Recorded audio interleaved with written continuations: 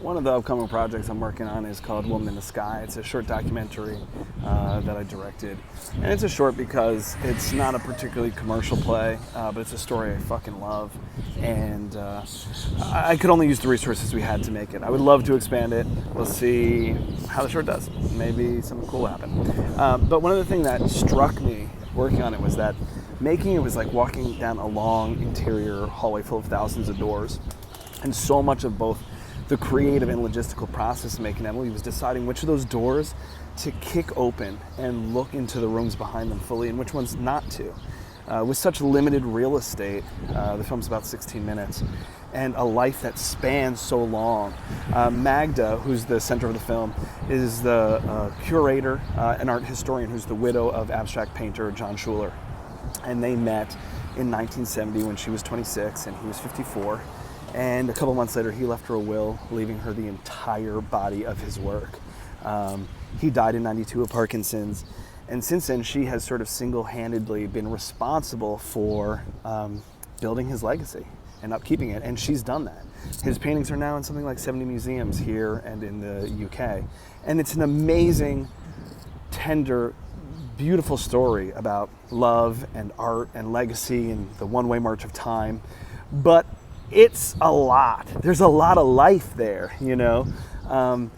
Not just from the moment they met in 1970 to the end of their marriage when John died in 92, but then from 92 till today, and of course all the time each of them had as individuals before they even met. The scope of the story is gigantic.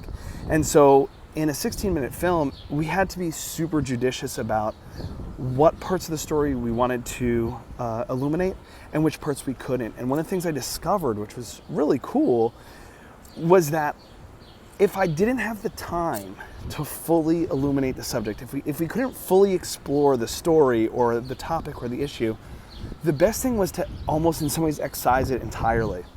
I think like bringing an audience along with you is kind of like giving a tour of something. This is where the hallway metaphor comes in. It's like walking down this hallway and they're sort of following you, but they're also looking around for themselves. And if they see an open door, they're going to want to peek in. And if that door is ajar, the mind just goes there. And I think that it can slow down the flow of the film, and I think it can distract your audience from where you're trying to go, especially if you have a limited runtime with it. So I just thought that was a super cool metaphor that occurred to me, this idea. It certainly holds true for a short documentary, but I think it holds true for a feature narrative film too. It's about like helping control your audience's curiosity and pointing it and directing it in the place that best serves the story. And if you can do that, not only do I think the film will be better, not only do I think like an audience has a better time, I have a better time when that happens to me when I'm an audience member, but I think it also makes clearer the story you're trying to tell and makes sure that the things you want to communicate get communicated most efficiently and effectively.